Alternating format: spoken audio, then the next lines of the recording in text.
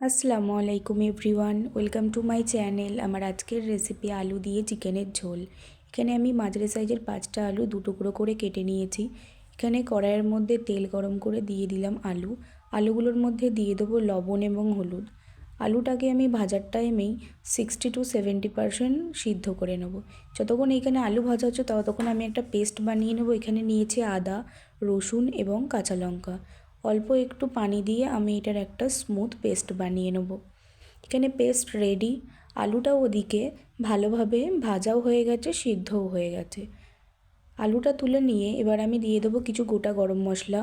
গোটা গরম মশলাটা ভেজে হালকা সুন্দর গন্ধ ছাড়লে দিয়ে দেবো পেঁয়াজ আমি এখানে মাঝারি সাইজের 2টো পেঁয়াজ কেটে রেখেছিলাম।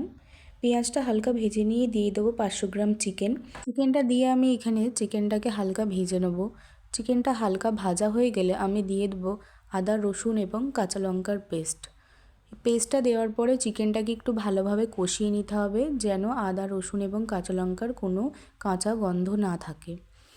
হালকা কষিয়ে নিয়ে এবার দিয়ে দেবো টমেটো।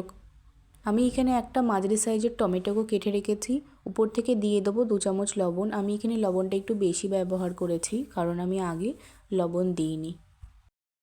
লবণটা চিকেনের সাথে খুব ভালোভাবে মিশে গিয়ে যখন টমেটোটা গলে যাবে তখন আমি এখানে দিয়ে দেবো কিছু গুঁড়ো মশলা, হলুদ গুঁড়ো, শুকনো লঙ্কার গুঁড়ো, কাশ্মীরি লঙ্কার গুঁড়ো, জিরে গুঁড়ো।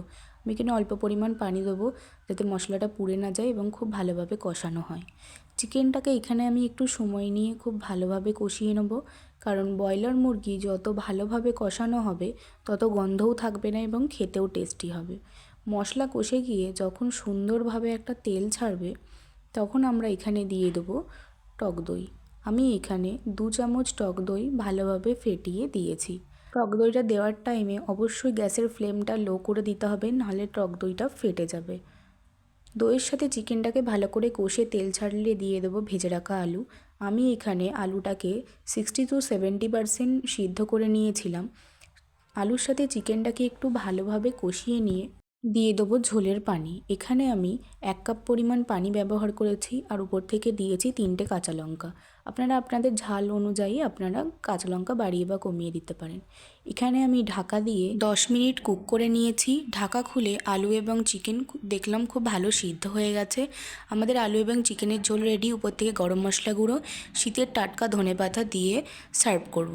আপনারা অবশ্যই এটা ট্রাই করবেন, আপনাদের খুব ভালো লাগবে।